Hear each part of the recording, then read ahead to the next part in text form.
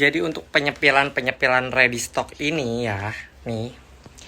Ini aku ada tempat khusus untuk nge-reviewnya. Cuman yang perlu kalian tahu kalau misalnya lagi mau review ini ya, karena baju-baju sequin ini atau baju apapun ya, kalau misalnya kita mau liatin ke customer, itu memang lebih bagus kalau dalam bentuk manekin.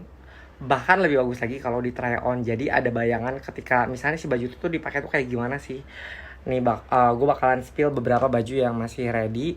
Cuman kalian bisa cek untuk apa tuh namanya, ready stocknya. Kalian bisa cek di story Igoy yang ini. Karena gue juga sama, kalau misalnya gue beli baju ya, ngeliat baju yang cuma digantung doang gitu tuh kayak kurang tertarik. Memang lebih bagus kalau si baju itu di try on. Tapi ya di try on pun ada SOP-nya, bahwa si baju itu memang harus dikemas lagi ke dalam plastik atau digantung dengan rapi segala macam. Yang penting ya hal-hal yang kayak gini tuh sebenarnya ada yang mau menyampaikan, ada juga yang tidak mau menyampaikan, tapi ya lebih baik disampaikan, entah itu di platform mana, yang penting orang-orang itu tahu. Kayak misalnya baju ini ya, ini tagnya ini by the way ya BDW. Nah gue mau kasih tau ya kalau ya, nah sequin ini banyak yang nanya juga kan, Kak kenapa sih nggak langsung ke Cinere aja, ke Guangzhou aja, karena di sana kan pusatnya dan harganya juga lebih murah. Itu yang pertama.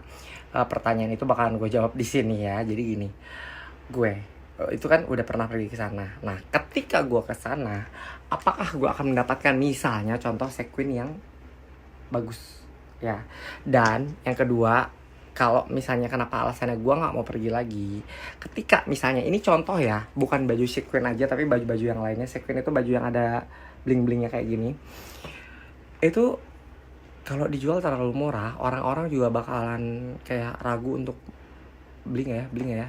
Karena mereka ada pikiran, ih harganya terlalu murah, nanti bredel nggak ya si sequinnya gitu loh, ngerti nggak? Jadi intinya gue kalau misalnya pergi ke Guangzhou itu gue belum tentu dikasih stok-stok yang seperti ini. Ya itu yang pertama. Yang kedua, kalau misalnya gue memang mau pre-order ke sana ya, itu ada customer yang setia menunggu, ada juga yang tidak ya. Makanya gue lebih memilih kayak misalnya Bangkok is the best choice. Karena kalau misalnya gue hitung-hitung ya, dari segi pengeluaran, terus biaya kargo dan lain-lainnya, memang Guangzhou itu lebih murah. Tapi apakah gue bisa dapet stok-stok yang seperti ini misalnya, atau sequin lain yang hanya mungkin ke seller-seller besar dikasihnya? Nah itu poinnya. Terus kenapa baju-baju yang dipilih itu adalah baju-baju sequin seperti ini ya. Bukannya pengen ikut-ikutan, tapi ya namanya juga kita hidup di Indonesia ya, menyesuaikan dengan apa yang masyarakat inginkan dan masyarakat sukai.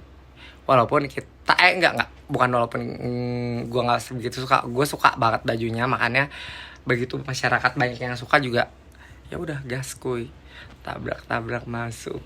Jadi buat kalian yang pada pengen lihat baju sequin ini yang udah di try on sama model tokonya, sama model ini, sama model itu, sama model sama model ini, kalian jangan lupa follow Igoy.